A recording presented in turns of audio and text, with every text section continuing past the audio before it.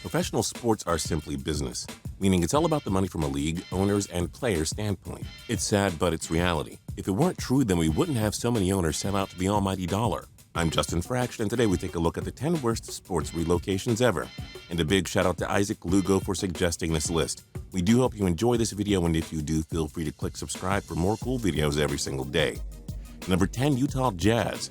The Jazz played in New Orleans from 1974 until 1979, but amusement taxes and a lack of interest from local businesses put the Jazz in a horrible financial situation.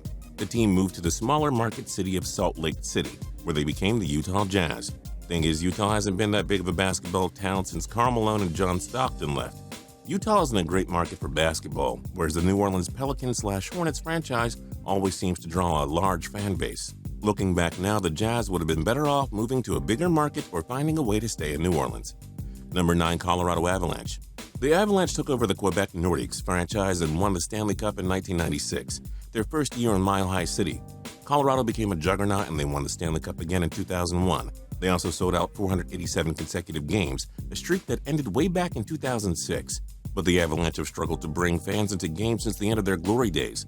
They're always among the NHL's worst in attendance, while the always powerful hockey market of Quebec City keeps fighting to get its team back.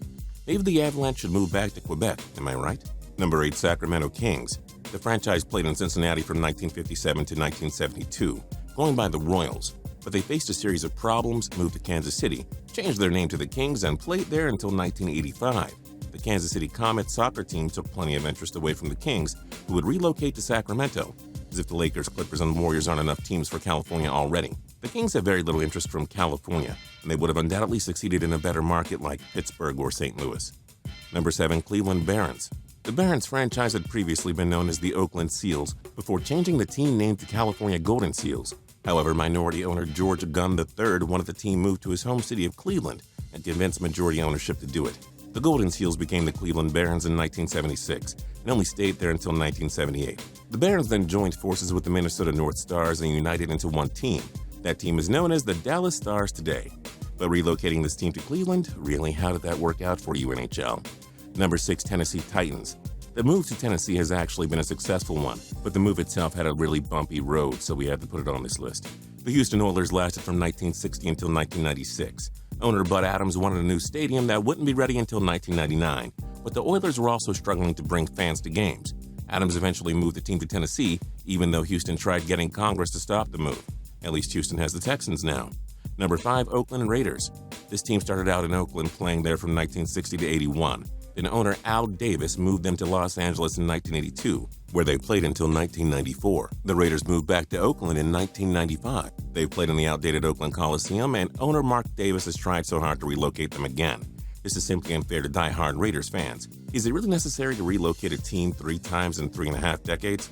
Number 4, Carolina Hurricanes. As we often tell you here at Total Pro Sports, we feel that having professional ice hockey teams play in southern states is like bringing a vegetarian to McDonald's on a first date. It doesn't sound like a good idea to begin with, and it always seems to fail.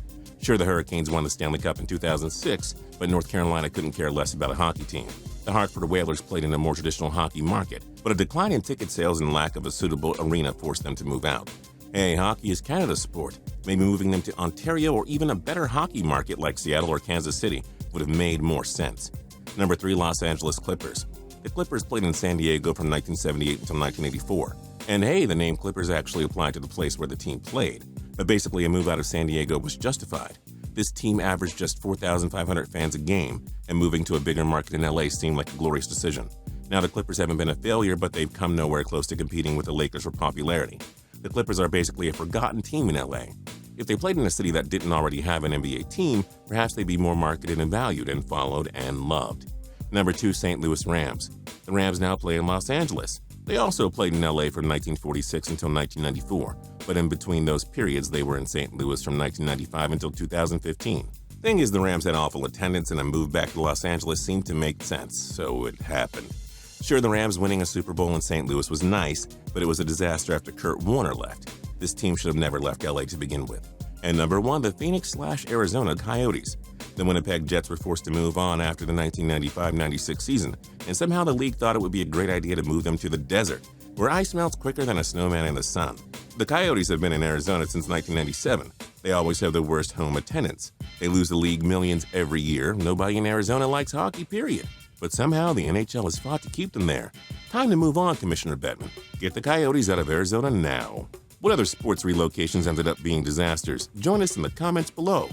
If you like this video and learned a thing or two, clicking the like button helps us out a ton and we appreciate it.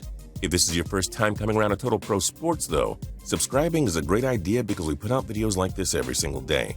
But as always, thanks for watching and we'll see you guys next time.